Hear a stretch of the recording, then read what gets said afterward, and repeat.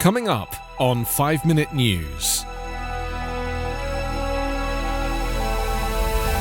Gunman kills 8 workers at Indianapolis FedEx site. Biden's appeals for actions on guns and policing face reality. And advances mean all new US vehicles can be electric by 2035. It's Saturday, April 17.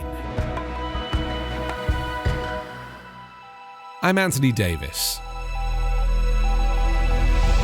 The 19-year-old gunman who opened fire at a FedEx site in Indianapolis, killing 8 workers before taking his own life, was a former employee with a history of mental illness that led to his detention by law enforcement last year, police and FBI officials said on Friday.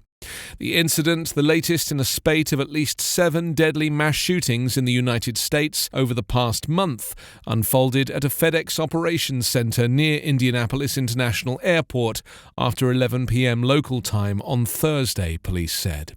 It lasted only a couple of minutes and was over by the time police responded to the scene.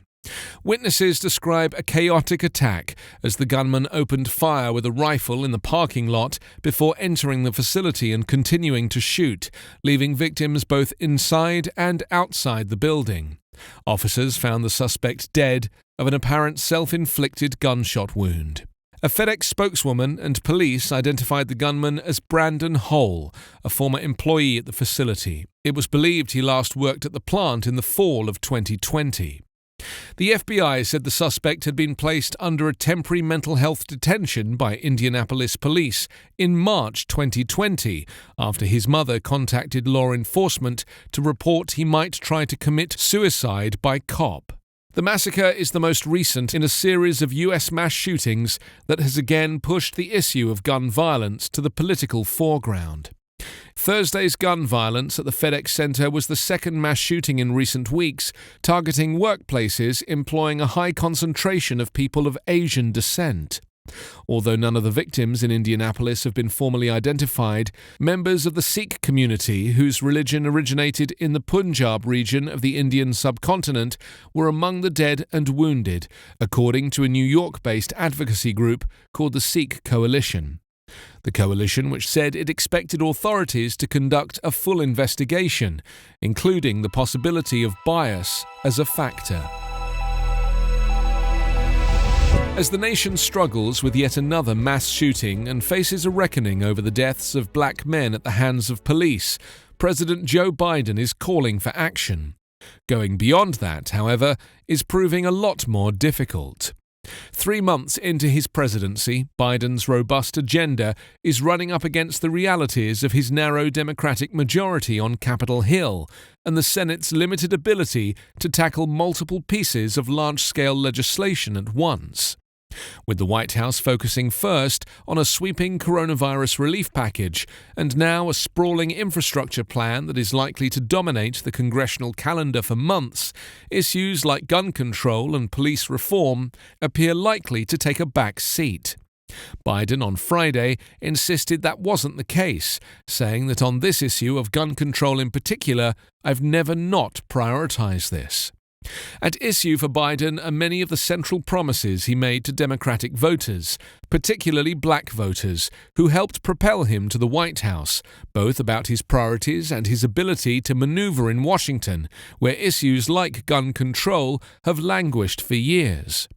The mass shootings, as well as renewed focus on police killings of Americans of color following incidents in Chicago and a Minneapolis suburb, have increased demands for action.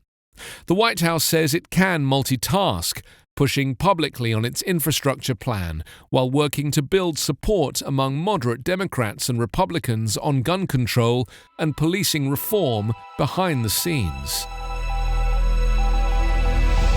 Rapid advances in the technology and cost of batteries should allow all new cars and trucks sold in the US to be powered by electricity by 2035, saving drivers trillions of dollars and delivering a major boost to the effort to slow the climate crisis, new research has found.